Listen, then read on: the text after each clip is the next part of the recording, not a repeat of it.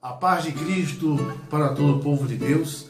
Estamos começando mais um momento da palavra. Nesse momento da palavra eu quero pedir aqui a você, meu querido amigo, meu querido irmão, que você vá lá no meu canal de YouTube, faça a sua inscrição, se inscreva, nos ajude nessa pequena obra de Cristo.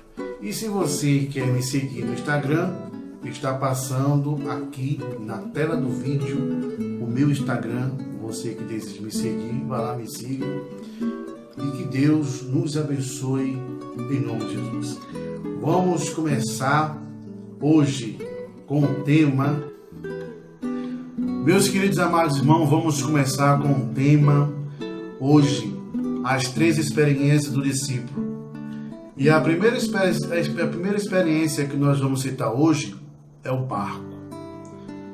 E esse versículo do barco nós vamos encontrar lá no livro de Marcos, no capítulo 4, versículo 35 e 36, que diz assim: E naquele dia, sendo já tarde, disse-lhe: Passemos para outra margem.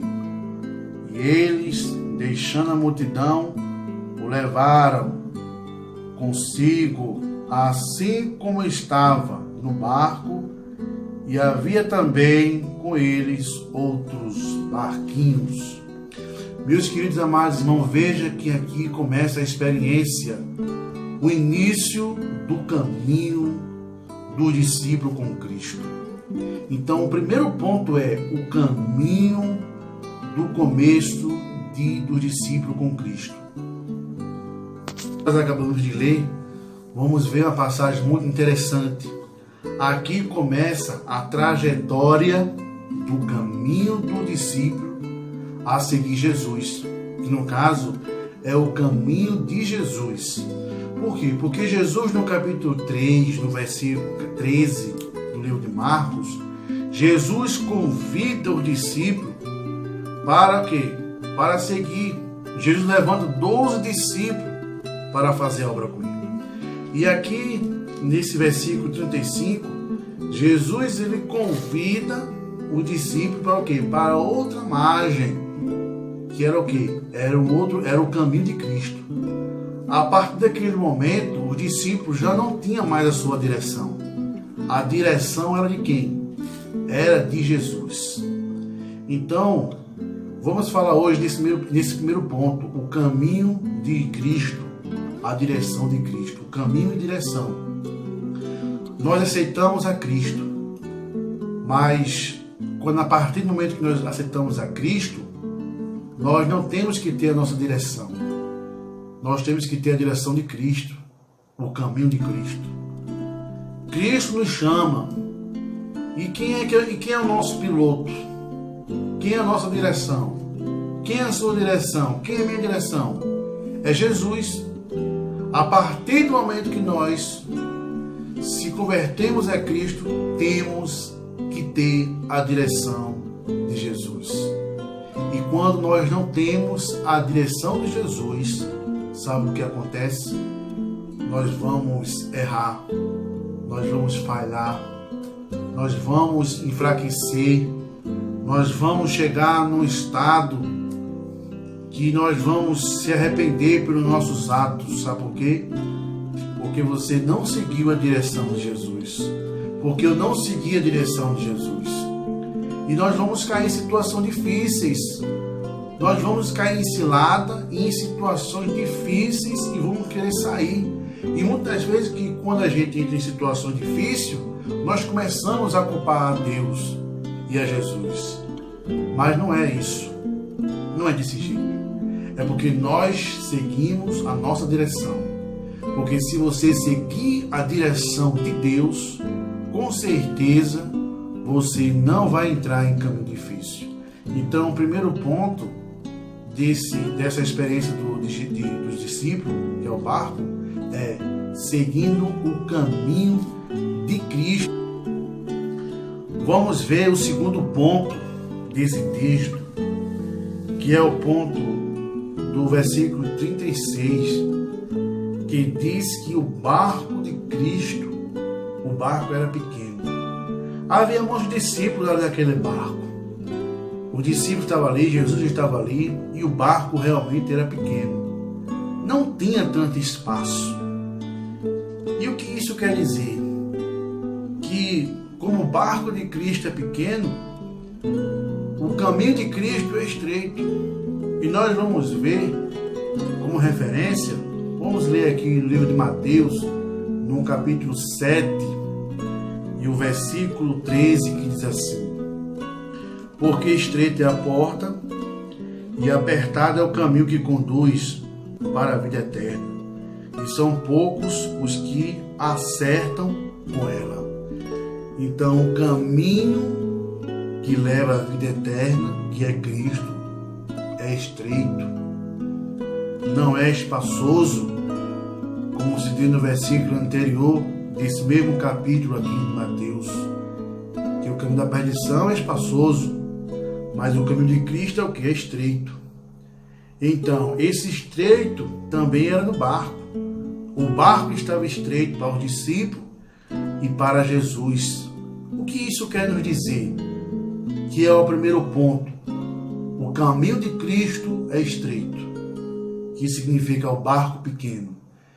Isso quer dizer que Cristo, que a partir do momento que nós saímos do mundo e nós seguimos a Cristo, não vai ser fácil nós conquistarmos a Cristo e o nosso caminho. Que o caminho de Cristo não é fácil. Por que o caminho de Cristo não é fácil? Porque o caminho de Cristo há exigência.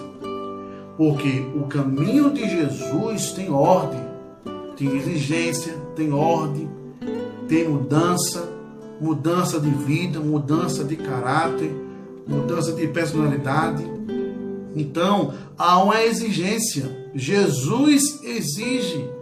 Isso não quer dizer que nós vivemos no mundo, nós éramos escravos do mundo, não seguimos a Cristo e vamos seguir a Cristo do jeito que nós queremos, ou da forma que nós desejamos. Não, Jesus não quer isso. Jesus, ele quer mudança. Ele quer mudança na sua vida, ele quer mudança na minha vida. E a coisa que em mim e a coisa que em você não consegue mudar.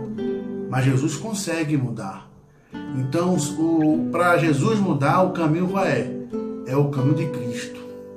É Jesus estando no barco. É Jesus estando na direção. Aí nós vamos ver o quê? Nós vamos ver o quê? A mudança de Cristo. Por quê? Porque o barco de Jesus não há conforto, não há espaço. O barco de Jesus não há espaço, não há conforto. Isso quer dizer o quê? Que a vida do cristão não é fácil. A vida do cristão não é fácil. E infelizmente, a nossa vida como cristão não pode ser fácil. Por quê? Porque se o próprio Jesus subiu naquela cruz, abriu os braços, carregou a cruz, levou o espinho na cabeça, foi colocado uma estaca nas suas mãos, nos seus pés, teve agonia, teve sofrimento, sede, fome, humilhação, para que eu e você estivesse aqui.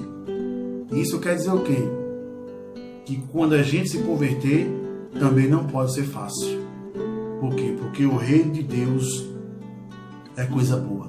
Então, isso é o segundo ponto, que o caminho de Cristo é estreito.